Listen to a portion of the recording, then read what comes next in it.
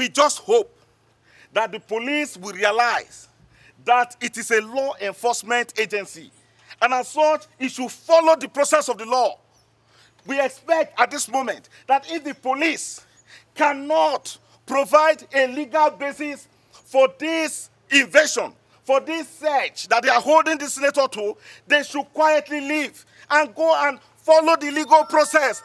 We are not saying the man is evading arrest.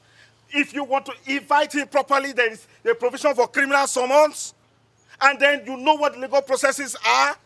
This is totally uncalled for. Absolutely uncalled for.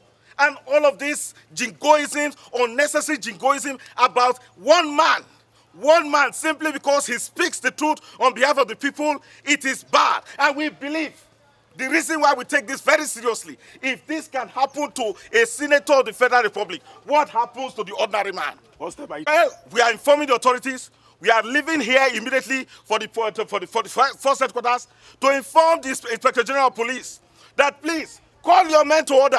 Let them follow the law. There is no justification for this. The man is willing to proceed to the force headquarters to submit himself if and when you invite him, but not to Kogi State when his life is not safe.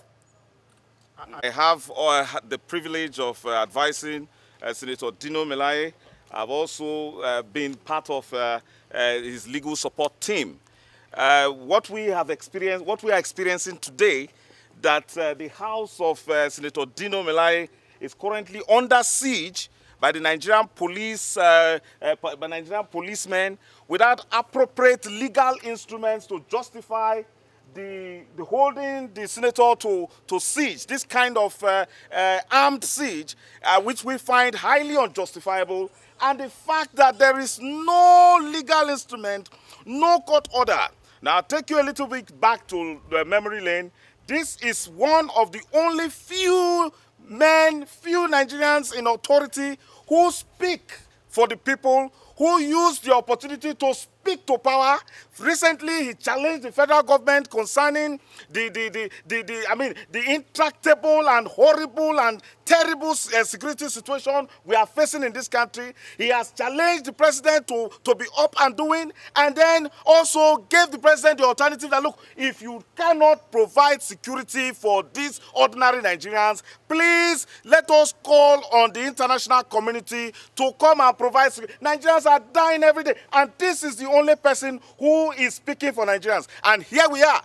For just being the lone voice in the Senate, he is being harassed. His fundamental right to liberty, to movement, and his fundamental right to hold opinion, to express himself, is being affected as we speak. And then, this is outright harassment. This is unacceptable. It's unacceptable anywhere in the world, and particularly for an ordinary Nigerian citizen. And then you cannot now imagine that is happening to the distinguished senator of the Federal Republic of Nigeria. What hope does a Nigerian citizen have?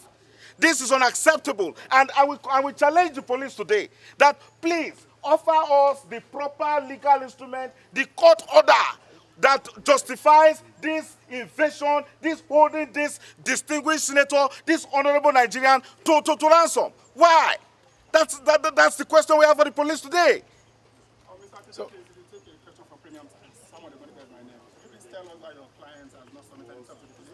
simple, a very, very simple reason.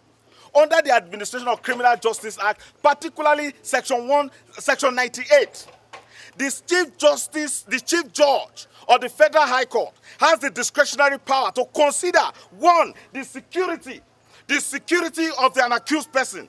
Here's the thing. The man has written, his lawyers, I'm talking about the law firm of Ricky Tafa, has written to the Chief Judge of the Federal High Court, my safety is not guaranteed in Kogi State. Look at all the harassment I've received in Kogi State. According to Dino, he has escaped 2 assassination attempts. 1, the police acknowledges that. The man says, look, you can only prosecute the living. There is a police headquarters, the first headquarters in Abuja. I am safe there. I can produce, I can tender myself. I can go there and then and submit myself for any questioning. Now, the safety of that man, The safety of the senator is what we are talking about. His right to life must first and foremost be guaranteed. That's the only reason. Guarantee that he will be safe when he goes to Kogi. And from all the indices, it is not clear. It is not, it is not possible that Senator Dino Melaye will go to Kogi State and will come back unharmed. It is the duty of the state. It is the duty of the police to protect the man. And the man says, I am willing to submit myself to the law. He is not a fugitive. He cannot be a fugitive in his own country.